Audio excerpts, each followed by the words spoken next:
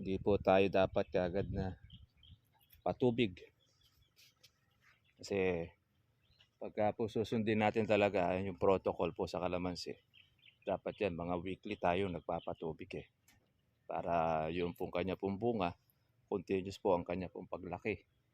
Kaya lang, dahil doon sa crisis nating nararanasan, baka mangyari niyan. Twice a month ang ating pong pagtutubig ngayon. Dahil sa tindi po ng presyo. Bagamat mahal na nga po ang kurodo po natin. Ang problema, hindi pa po tayo makabili po ng marami. Limitado. Hanggang 20 liters. Iba nga hanggang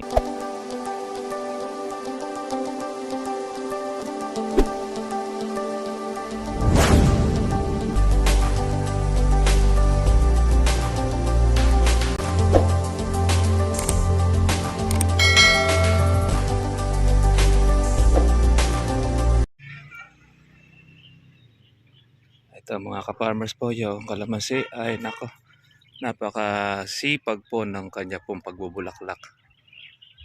Hindi po natin siya po mapipigilan, lalo na po ngayong ganyang tag-init.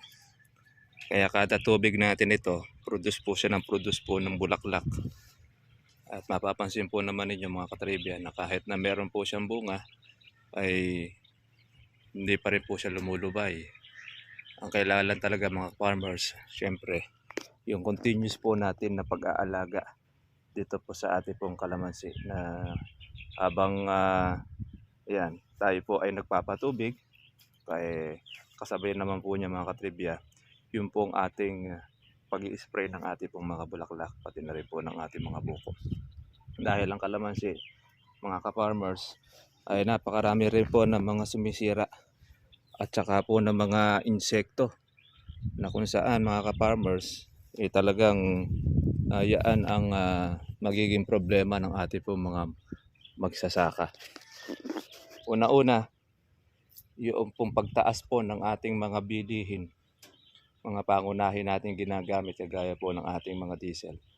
Nagtaas na po mga katribya po ang ating abono na binibili po sa merkado dahil hindi na nga po makadaan mga katribya yung pong barko doon po sa parte po ng Iran.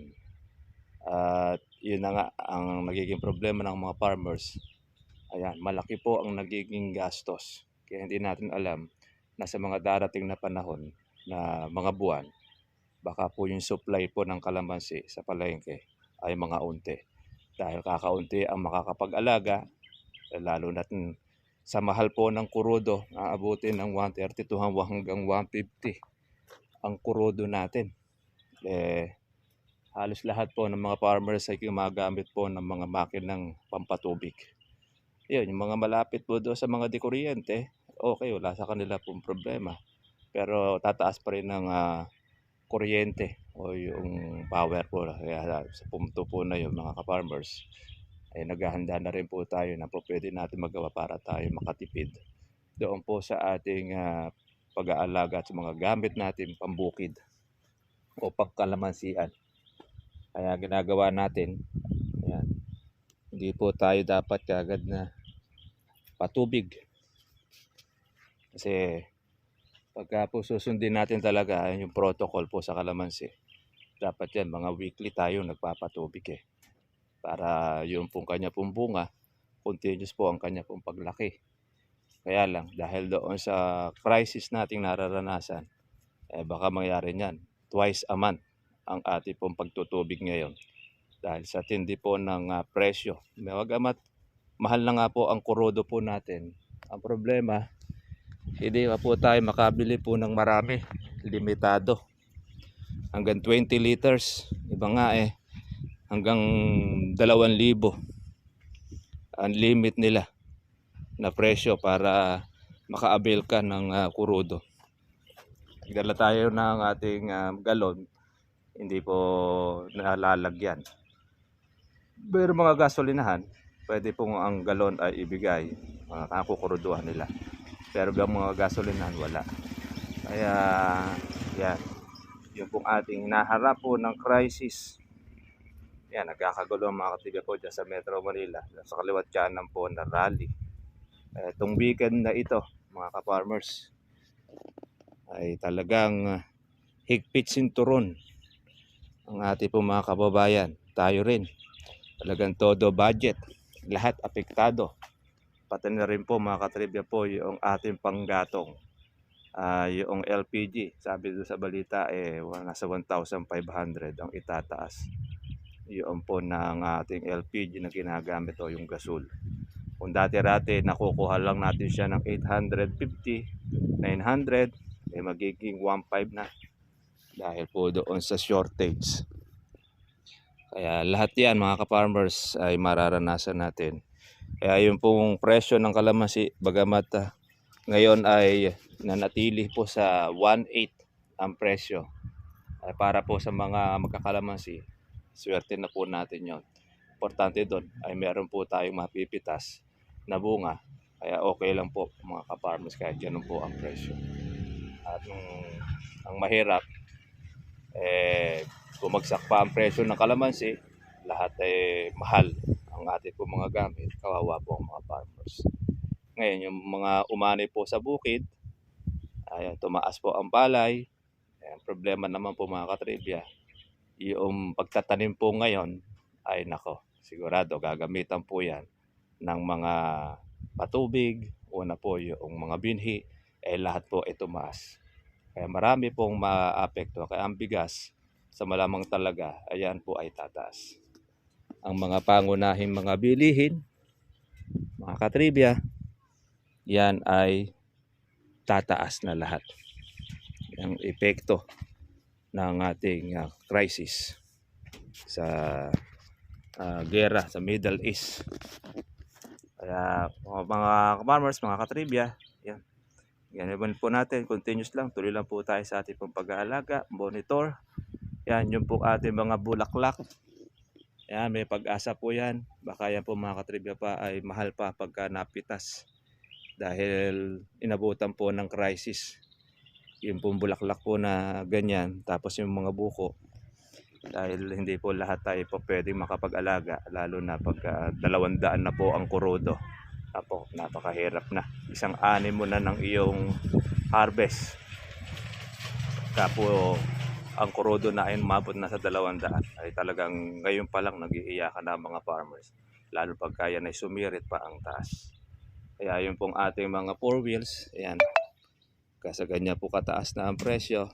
Pagka lang po tayo may importanteng lakad, doon lang natin siya po pwede pong gamitin. Kaya for the meantime, yung po ating pong tricycle, yan ang ating pong nagiging service. Lalo na po pagka tayo may malapit lang naman po ang ating lakad. Kaya dobling ingat ang ating pong dobling tipid ang gagawin po natin ngayon.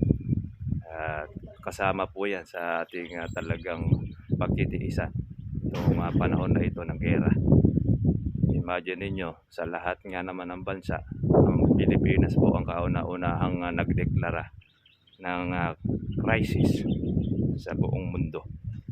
Kaya, dahil nga po yun yung ating langis at ang ating pong kurodo at gasolina ay inaangkat lang po natin sa ating pong sa iba't ibang bansa. Wala po tayong sarili na pinagkukunan. Bagamat meron tayo na pwedeng pagkunan, ang problema bago po yan ay gawain o i-operate, abutin pa ng 7 taon. Sa 7 years na yun, marami na po pwedeng mangyari. Kung yun pa ang mga katribya po ang ating hihintayin, wala na. Nakatingala na po sa langit po ang mga Pilipino. Ayan.